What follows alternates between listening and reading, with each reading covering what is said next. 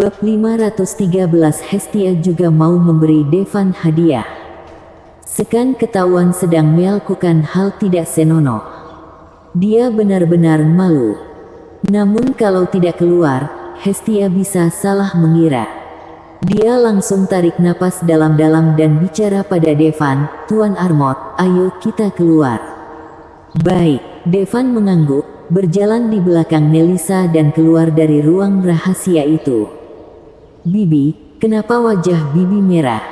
Apa kamu dan Tuan Amort baru saja melakukan hal tidak senonoh di kamar?" Hestia sadar dengan tingkah Nelisa yang aneh, jari-jarinya bersentuhan dan dia mulai tersenyum jahil. "Tidak, mana mungkin, gadis kurang ajar, jangan ngomong sembarangan." Nelisa bicara dengan gagap dan agak kesal. "Bibi, kenapa kamu jadi gagap? Itu artinya, aku benar ya?" Mata Hestia penuh dengan rasa ingin tahu. "Gadis kurang ajar, kamu perlu dihukum ya." Tatapan mata Nelisa terlihat mengancam, dia bicara sambil mengangkat tang mungilnya. "Bibi, maafkan aku." Hestia langsung meminta maaf.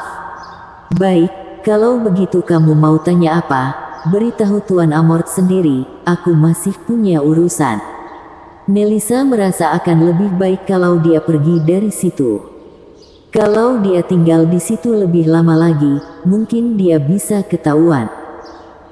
Kalau kejadian antara dia dan Devan sampai tersebar, harus bagaimana dia? "Hei, kenapa tingkah Bibi jadi aneh? Kenapa rambutnya jadi warna hitam? Tuan Armot, apa kamu diam-diam merawat Bibi lagi?"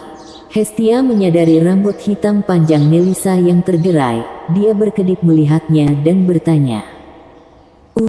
Iya benar." Devan terbatuk. Memang benar, dia merawat Nelisa. Tapi kali ini bukan dengan darah. Dia tidak menyangka, dampaknya bahkan lebih kuat dari darah Kirin. Darah Kirin baru bisa mengubah rambut Nelisa jadi abu-abu. Dan astaga, benda itu membuat rambut Nelisa jadi hitam. Kemungkinan umurnya juga bertambah banyak. Pantas saja beberapa kakak perempuannya tidak mau menyia-nyiakannya dan menelannya. "Kamu ada urusan apa?" Devan mulai bicara mengalihkan topik. "Lagi pula, yang terjadi tadi itu konyol."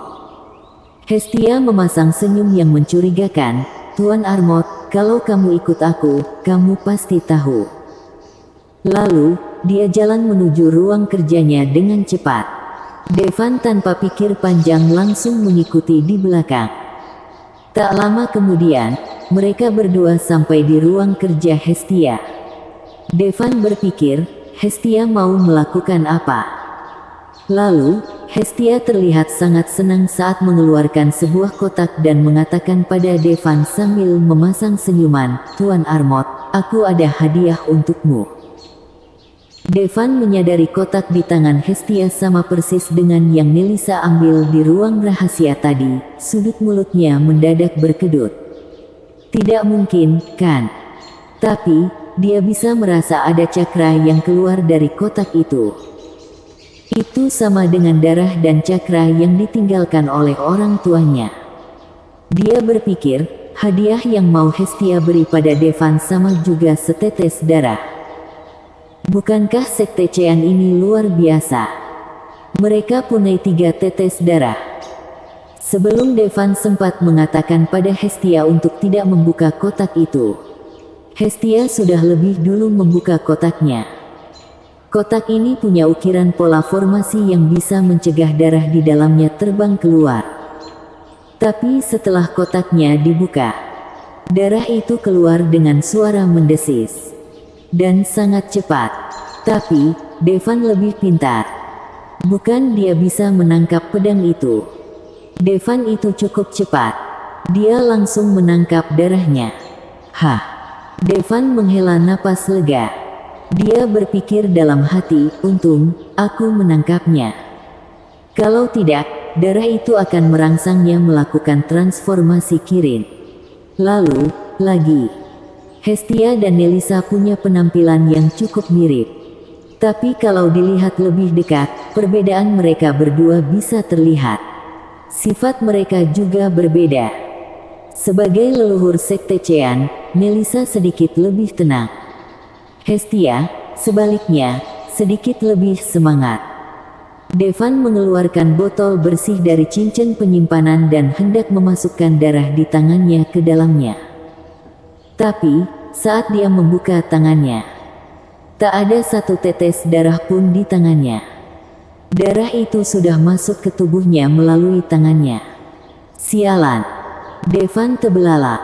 Ternyata memurnikan darah peninggalan orang tuanya tidak cuma bisa lewat mulut. Kalau menyentuh kulitnya, darah itu akan terserap dan dimurnikan. Ini gawat. Tapi Hestia yang melihat hal itu meraih tangan Devan dengan penuh semangat di wajahnya. Tuan Armot, kamu memang bisa memurnikannya. Setetes darah ini juga dia dapat secara kebetulan. Tapi seperti Melissa, dia mencoba berbagai cara untuk memurnikannya tapi tetap tidak bisa. Sebagai rasa terima kasih pada Devan karena sudah menyelamatkan sekte Chean, Hestia memutuskan untuk memberikan setetes darah berharga ini pada Devan. Hestia mendekatkan tangan Devan ke matanya, seakan mau melihat keajaiban apa yang dimiliki Devan. Dia mencoba susah payah memurnikan darah, tapi Devan cuma meraihnya di tangannya dan langsung memurnikannya. Lalu, dia melihat telapak tangan Devan dipenuhi sisik-sisik mirip rubi. Lalu, seluruh tubuhnya Devan kembali berubah jadi kirin. Hestia tidak tahu apa yang akan terjadi, tapi dia menyentuh sisik Devan yang seperti permata itu. Baginya itu terlihat cantik dan aneh. Lalu, Devan tiba-tiba menarik pinggangnya. Setelah 1 jam, Hestia membenamkan kepalanya dalam-dalam di pelukan Devan. Dia tidak pernah menduga hal seperti ini akan terjadi. Dia benar-benar. Tetesan darah yang baru saja kamu beri padaku itu peninggalan orang tuaku. Setiap kali aku memurnikan darah yang ditinggalkan oleh orang tuaku, aku akan berubah jadi binatang buas, dan lagi, aku tidak bisa mengendalikannya, maafkan aku. Devan merasakan sakit yang luar biasa di hatinya. Dia benar-benar, meski dia sangat suka dengan prosesnya. Tapi setelah semuanya berakhir, hatinya penuh dengan rasa bersalah. Dia benar-benar melakukannya dalam 1 hari. Meniduri leluhur sekte Chean, juga meniduri putri pertama dari tetua sekte Chean. Siapa yang menyangka Melissa dan Hestia sama-sama punya darah dari orang tuanya, dan mereka berencana untuk memberikannya kepadanya. Tuan Armot, tidak perlu meminta maaf. Tanpa dirimu, aku dan sekte Chean mungkin sudah musnah, kata Hestia dengan sangat santai. Lagi pula, dia sudah hidup cukup lama. Dan kebetulan pikiran mengenai jatuh cinta muncul di benaknya hari ini. Sayang, waktu ini tidak banyak. Karena itu, dia tahu kalau dia mungkin tidak akan pernah merasakan hubungan cinta seumur hidupnya. Cuma sekali ini bisa terjadi, dengan orang yang sangat kuat. Setidaknya, dia bisa jadi wanita sejati untuk sekali ini. Tuan Armot, tolong jangan sampai ada yang tahu tentang ini. Hestia meringkuk di pelukan Devan seperti anak kucing dan bicara dengan suara yang sangat lembut. Sebelum Devan sempat bicara, Hestia sepertinya takut Devan salah paham, jadi dia melanjutkan, Tuan Armot, tolong jangan salah paham, ini bukan berarti aku tidak menyukaimu, tapi aku tidak pantas untuk Tuan Amor. Bersambung.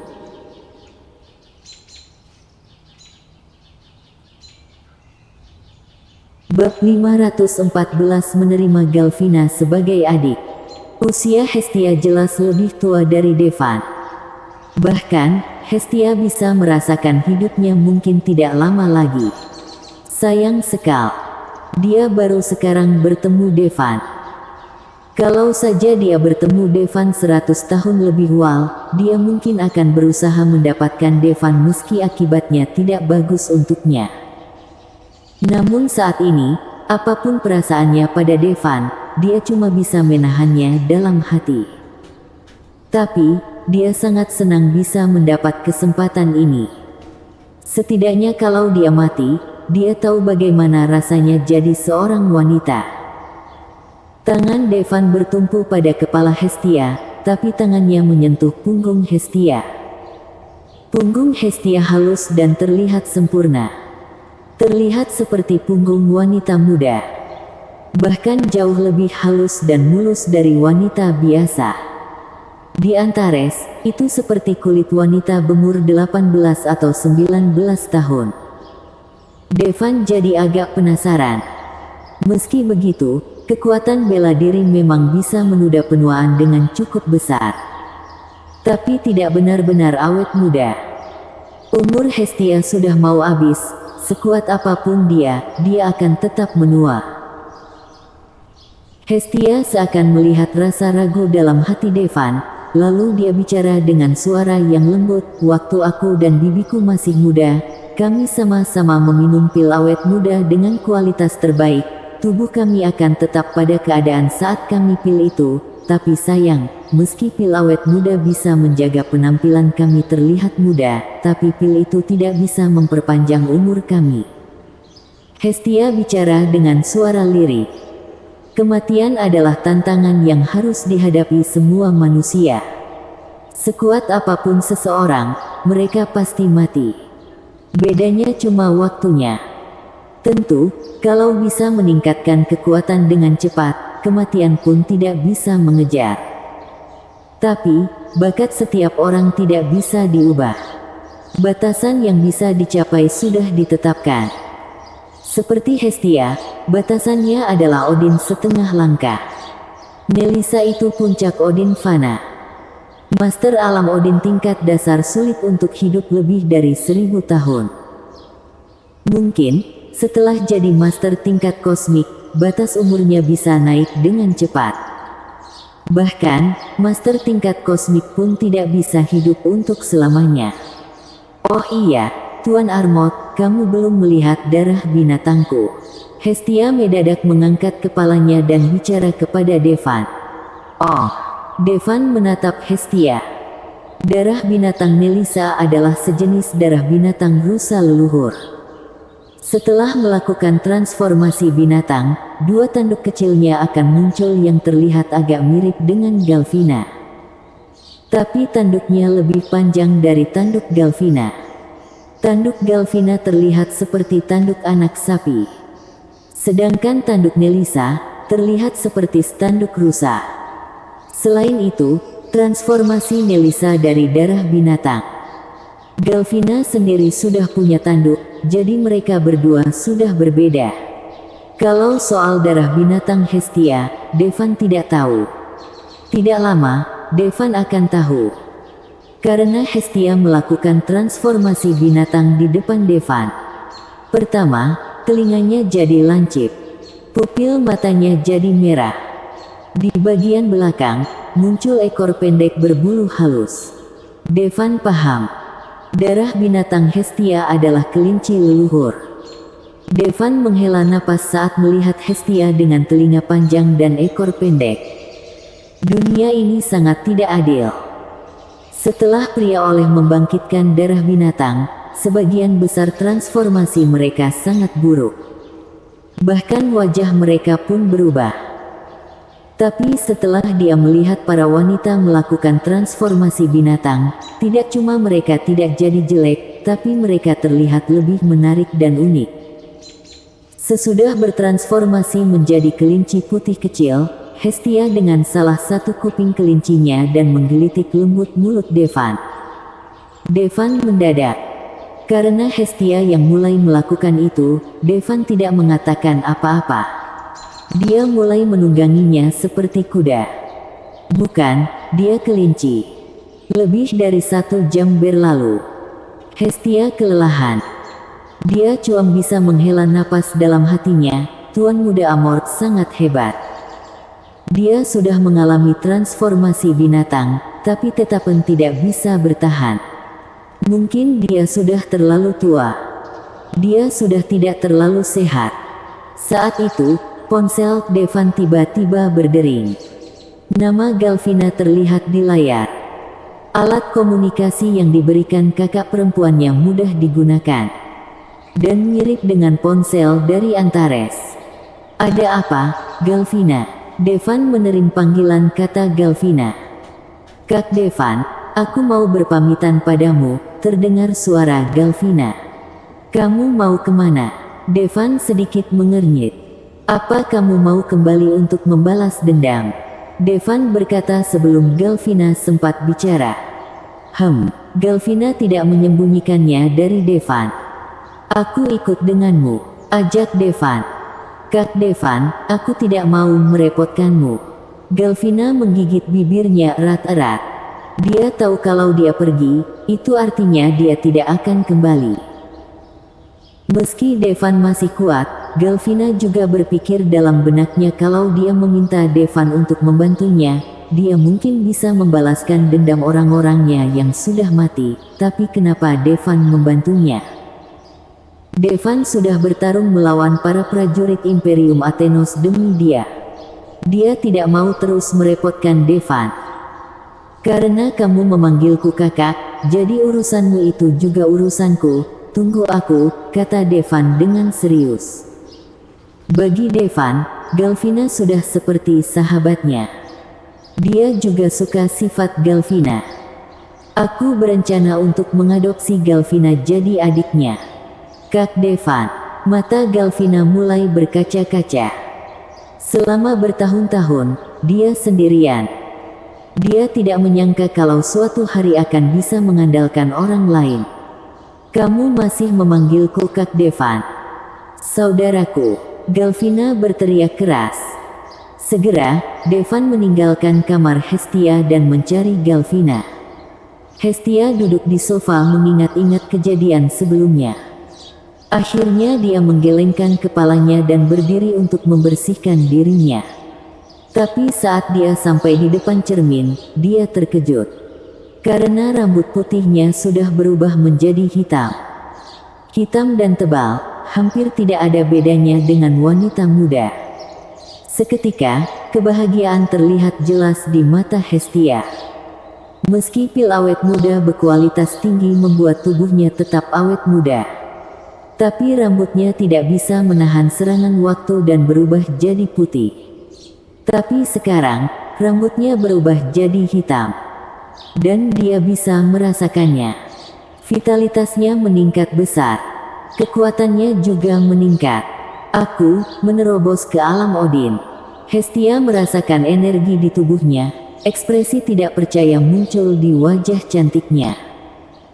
Meski dia sudah alam Odin setengah langkah. Tapi dia tahu kalau hampir mustahil baginya untuk menerobos ke alam Odin yang sebenarnya sepanjang sisa hidupnya. Tidak disangka, setelah berhubungan seks dengan Devan, dia akan mendapat terobosan. Tentu dia tahu kalau dia tidak bisa menerobos begitu saja. Pasti ada sesuatu yang menyebabkan perubahan tersebut. Tapi, selain berhubungan seks dengan Devan, dia tidak tahu alasan lain. Bersambung.